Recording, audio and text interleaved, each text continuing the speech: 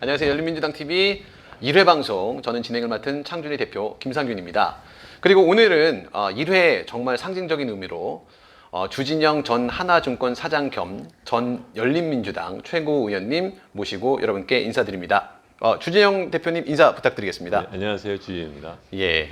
뭐 그동안의 근황을 되게 궁금해하시는 분들이 많은데 네. 뭐 또 예전에 출마하시고 열린민주당에서 활동하신 이후에 소식을 되게 궁금하신 분들이 많으시거든요. 그동안 어떻게 지내셨나요? 사자어기로 말하면 무의도식. 네. 네. 짧아서 역시 제가 이제 여러 진행을 해보는데 가장 힘든 캐릭터 중에 하나가 우리 주진영 선생님 같아요. 질문을 많이 끌고 질문을 드리면 일단 촌철살인 같은 한 문장으로 대답이 딱 끝나면 다음 진행을 어떻게 할까 늘 할 고민을 하게 얘기가 되는데 별로 없이 그냥 네네. 평범하게 살고 있어요. 예, 뭐 일반인들이 뭐 열린민주당을 잘 모르시는 분들은 주진영 선생이다라고 하면 제일 기억나는 인상적인 게 지난 그 국정농단 청문회를 많이 기억들 하시는 것 같아요. 그만합시다. 벌써 5년 전 얘기. 그래도 너무 6년 멋있으니까. 전 얘기 아닌데. 너무 멋있어갖고 지금도 제가 이제 얼마 전에 이제 주진영 선생님 뭐 관련된 거 찾아보다 보니까 그게 또 관련 영상이 또 뜨더라고요. 그 재벌들이 다 그렇지만 기본적으로 일종의 이제 조직 폭력배들이 운영하는 방식과 똑같아서 일단 모두 누구라도 한마디 말을 거역하면은 그거를 확실하게 응징을 해야. 삼성 합병과 관련해서 더 연임을 못 받았다 이렇게 생각하시나요? 이게 지금 국정농단 의혹 사건이랑 무슨 상관이 있습니까?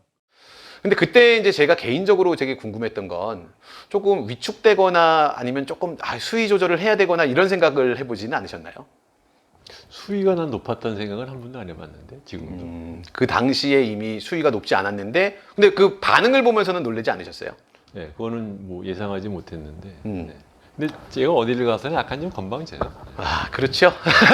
건방지다라기보다는 제가 이제 창준이 대표로 어느 방송에서 인터뷰를 하다 보니까 주진영 선생님이 저희 고문을 맡아주셨습니다라고 했더니 왜 주진영 선생님이냐라고 얘기를 하시더라고요. 그래서 제가 무슨 한 문장으로 나도 이제 좀 주진영 선생님 따라하면서 뭐라고 할까. 옳고 그름은 있는데 피하는 없다. 그래서 아군일지라도 뭐 틀린 거면 틀리다라고 지적하시고 뭐 적군이라도 옳은 건 옳다라고 이제 지적을 하시는 분이다라고 저는 평가를 했었는데 아마 그게 일반 대중들이 보기에는 때로는 좀 싸가지 없다 혹은 건방지다라고 비춰질 수도 있었다라고 저는 생각이 드는 것 같습니다. 요즘에 또 우리 주진영 선생님이 가끔 방송을 나가시는 거를 봤어요. 뭐 경제 방송 뭐 관련돼서 부동산 이야기하고 그러면 네. 유튜브 상에서 막 100만 뷰도 나오고 굉장히 많이 화제가 되고 있었는데 이 조직을 운영을 해보면 하고 싶은 일이 있고요. 해야 하는 일이 있어요. 근데 하고 싶은 일에 너무 빠져 있다 보면 해야 하는 일을 갖다 이제 빠뜨릴 수가 있는데 지금 정부의 그 이번에 그 말씀하신 경제정책 방향 그거를 보면 사실은 내용이 뭐 굉장히 길어요. 근데 사실 읽어보면 앞뒤도 잘 안 맞고 교과서적인 내용이 담기게 되는 이유가 뭘까? 그리고 끼케 뭐 감세, 뭐 규제 완화, 뭐 그냥 흔히들 맨날 그 국민의힘 당이면은 옛날부터 한 20년 동안 하던 소리 다시 한 말밖에 없거든요. 그 구체적인 내용도 별로 없고 이렇게 보면 결국은 선거 전부터 윤석열 대통령에 대해서 국민들이 대단하게 이렇게 정책적인 무슨 기대를 하지도 않았거니와 본인도 별로 생각이 없었고 정권이 이제 이기고 나니까 그동안 이제 공무원들 시켜가지고 뭐 내놔라 그러니까 이제 공무원들은 맨날 하는 식의 이제 껍질 바꿔가지고 맨날 하던 얘기 다시 또 갖고 온 그 내용밖에 없는 거라서 전체적으로 보면은 좋게 말하면 교과서적이지만 나쁘게 말하면 사실은 아무 생각이 없고 준비가 안 돼 있다. 방향 자체가 아직 안 정해진 정권이다. 정권 출범하고 2개월이 지났고 선거 지나고 4개월이 지났는데도 아직도 자기네들이 뭘 하고 싶어 하는지 확실하지가 않은 정권이다. 그런 생각이 듭니다. 자, 지금 이제 최근에는 윤석열 정부가 이제 5개월 정도가 지났어요. 그 선생님 보시기에 윤석열 정부를 한마디로 평을 한다라고 하면 어떻게 말씀을 하실까요? 글쎄요. 뭐 뽑은 사람 잘못이지 그 사람 잘못은 아닌 것 같아요. 네. 어차피 뽑기 전에도 그런 사람인 걸 다 알고 있었으니까. 근데 뭐 몰랐으니까 뽑았다고 할 수도 있겠는데 뭐 뽑은 사람 잘못이지 그 양반은 그렇게 원래 생겨먹은 사람이었을 거예요. 근데 그러면 이제 보통 유권자들 같은 경우에는 그 언론에 비춰진 모습들을 가지고서 그 윤석열이라고 하는 인물을 뽑은 거잖아요. 근데 단편적으로 그냥 뽑은 사람들의 잘못이다라고 하기에는 언론에 약간 좀 문제점 같은 건 없었을까요? 글쎄, 나 충분히 언론에서 윤석열 씨의 문제에 대해서는 드러날 만큼 다 드러난 것 같았는데, 그러니까 그걸 갖고 뭐 언론의 탓을 말하기는 좀 어려운 것 같고. 충분히 이제 드러났는데 그걸 수용하고 안 하고는 그 어쨌든 간에 보는 사람들의 몫이었다라고 판단을 하시는 거죠. 근데 사실 뭐 제 주위에서 이렇게 얘기를 해보면 윤석열 씨 좋아서 윤석열 뽑았다는 사람은 별로 많지 않아요. 많지 않다면 아직은 잘 못 봤어요.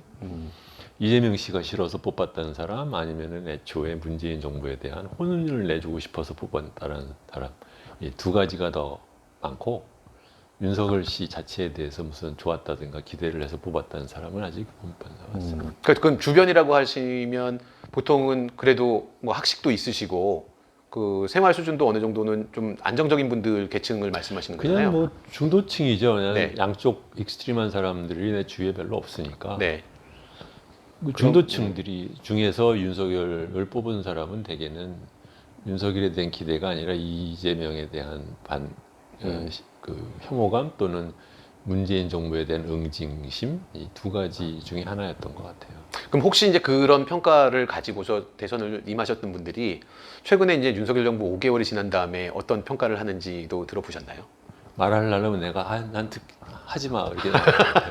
네. 선생님이 별로 안 들으시니까. 제가 정치 얘기하는 거를 사람들이랑 이렇게 하는 걸 별로 안 좋아해요. 네. 또 이제 궁금한 게요. 그 윤석열 정부 지금 이제 얘기를 하고 있는데 한 5개월 정도 지켜보시면서 윤석열 정부가 가장 못하는 분야가 있다라고 하면 어떤 분야를 꼽으실까요?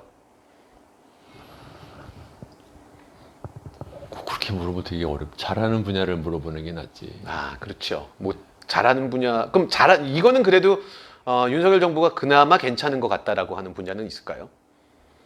어쨌든 매일 아침 기자랑 뭐 짤막한 내용이 뭐 부실하든 안 하든 간에 그거를 계속해서 하려고 하는 것, 그것은 상당히 진일보 중에 하나라고 보죠. 그러니까 이제 어떤 정책이냐 분야 같은 경우에는 꼽을 부분이 없지만 대통령이라고 하는 사람이 대중이랑 소통하려고 하는 태도 자체는 그래도 좀 인정할 만하다라고 말씀하시는 걸로 이해하면 될까요? 소통이라보다는 적어도 자기를 드러내는 거잖아요. 네.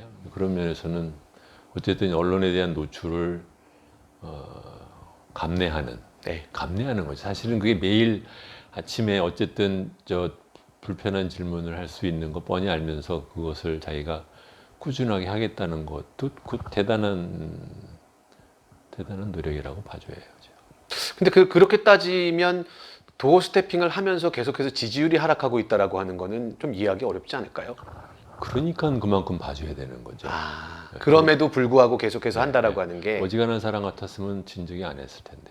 또 관점을 다르게 하고 보니까 또 그렇게 볼 수도 있네요. 저는 이해했던 게 저렇게 사람들이 싫어하는 걸 왜 계속 하려고 하나라고 이해를 했었는데 조금만 입장을 바꿔놓고 보면 그럼에도 불구하고 계속해서 소통하려고 하든 뭔가를 알리려고 한다라는 거는 또 의미가 있겠네요. 글쎄 이게 소통하려고 하는 건지 뭔지 사실 뭐 정확한 목적은 잘 모르겠는데 네. 그리고 기왕 할 거면 또 왜 저렇게 하나 싶은 생각도 들지만 어쨌든 그거를 지금까지 포기하지 않고 또는 뭐 중도에 그만두지 않고 한다는 거 그거 자체는 상당히 독특하지만 앞으로라도 다른 정치인들도 그렇게 할 수 있다면 그렇게 뭐 매일까지는 안 한다 하더라도 언론과의 인터뷰나 또는 접촉을 그만큼 많이 한다는 것은 우리나라 정치 앞으로 과정에서 누군가가 배우면 좋을 것 아닌가. 네, 알겠습니다. 근데 그 정도고 나머지는 뭐 굳이 윤석열 정부 뭐 비판하고 하는 데다가 시간을 낭비할 필요는 없지 않나? 네, 알겠습니다. 예, 안녕하세요. 열린민주당 TV 창준희 대표 김 선생입니다. 죄송합니다. 김 선생이 아니지.